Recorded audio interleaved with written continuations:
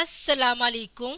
देखती आंखों और सुनने कानों वालों को शुबाना की तरफ से बेहद सलाम। एक साहब कहते हैं कि मेरी आदत थी कि मैं रोजाना सुबह फजर के बाद कब्रिस्तान जाकर अपनी वालिद की कब्र पर हाजिरी देता था। एक रोज जुम्मे के दिन फजर की नमाज अदा करने के बाद मैं कब्रिस्तान गया।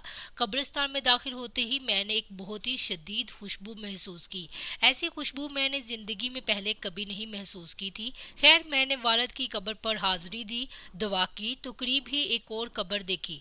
मालूम होता था कि अभी ये कब्र नई नई थी। मैंने सोचा कि इस कब्र पर भी फातिहा ख्वानी कर लूं। इस घर से मैं इस कब्र पर गया। मैंने वो खुशबू इसी कब्र पर महसूस की। मैंने कब्र की मिट्टी को हाथ में पकड़ा तो पता चला कि ये वही खुशबू है जिसने मुझे बेचैन कर रखा है। मैं ये देखकर हैरत में पड़ गया कि साहब कब्र कितना नेक है कि उसकी कब्र से इतनी अच्छी खुशबू आ रही है। मैं वापस घर लौटा। घर गया तो घर वाले बड़ी हैरत से मेरी तरफ देखने लगे और पूछने लगे कि किसी खुशबू फरोश के पास से होकर आए हो। इस कदर कीमती और शहद खुशबू महसूस तुम्हारे पास से आ रही है। मैं इनके सवाल पर बहुत हैरान हुआ। मैंने कहा, मैं तो किसी खुशबू फरोश के पास नहीं गया। लेकिन उन्होंने मेरी बात पर यकीन न किया। मैंने अपने हाथ को अपने नाक के करीब किया तो मैंने वही खुशबू महसूस की जो कब्रिस्तान में थी। इस पर मैं बहुत ही हैरान हुआ। कई मर्तबा हाथ धोने पर भी वो खुशबू मेरे हाथ से न गई। अगले रोज फिर मैं ना चाहते हुए भी कब्रिस्तान चला गया। वालिद की कब्र पर हाजिरी दी और बाद में इस कब्र की तरफ बढ़ा। फिर से वही खुशबू आ रही थी।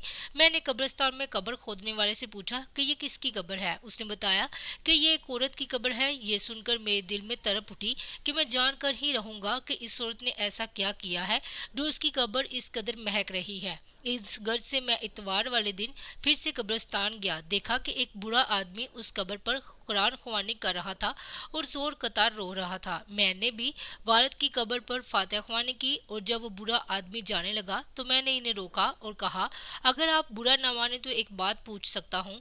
उन्होंने इजाजत दी। मैंने पूछा, ये कब्र किसकी है? क्योंकि आप यहाँ से रो रहे हैं तो सोचा आपसे दरियाफ्त कर लूं।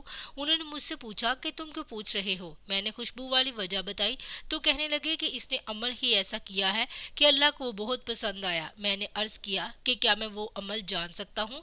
ऐसा अमल क्या था कि इसकी कब्र इतनी खुशबूदार हो गई? कहने लगे कि ये मेरी बीवी की कब्र है। इसने 30 साल मेरे साथ गुजारे हैं। मैं 3 बहनों का अकलौता भाई था। अम्मी और अब्बू को मेरी शादी का बहुत शौक था।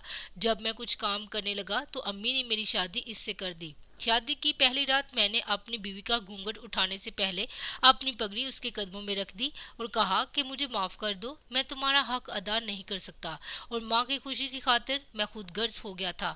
तुम्हारी खुशी को नजरअंदाज कर दिया। गर्ज ये कि मैंने उसे साफ साफ कह दिया कि मैं नामर्द हूँ, तुम्हारी ख्वाहिशत को पूरा नहीं कर सकता। अगर तुम चाहो तो मुझे छोड़कर जा सकती हो। उसने मेरी तरफ नजर उठाई और दोबारा मेरे सर पर रख दी और कहा कि जैसा भी हो, अब आप मेरे शोहर हैं, मुझे आप हर हाल में कबूल हैं। इसने घर वालों को जली कई बातें भी सुनी और बांझ होने के ताने भी सुने, लेकिन उसने मेरा पर्दा रखा। उसने सब कुछ सुनने के बावजूद मुझसे कोई गिला शिकवा या शिकायत नहीं की। ये कहकर वो जोर कतार रोने लगा और कहने लगा, इस औरत को क्यों ना अल्लाह ये मुकाम देता कि उसने सब कुछ सहने के बावजूद मेरा पर्दा रखा। ऐसी औरत जो अपने मर्द का पर्दा रखे और उसका साथ दे, उसकी कदर करने पर ऐसी औरत का आखिरत में बहुत ही ऊंचा मकाम होता है।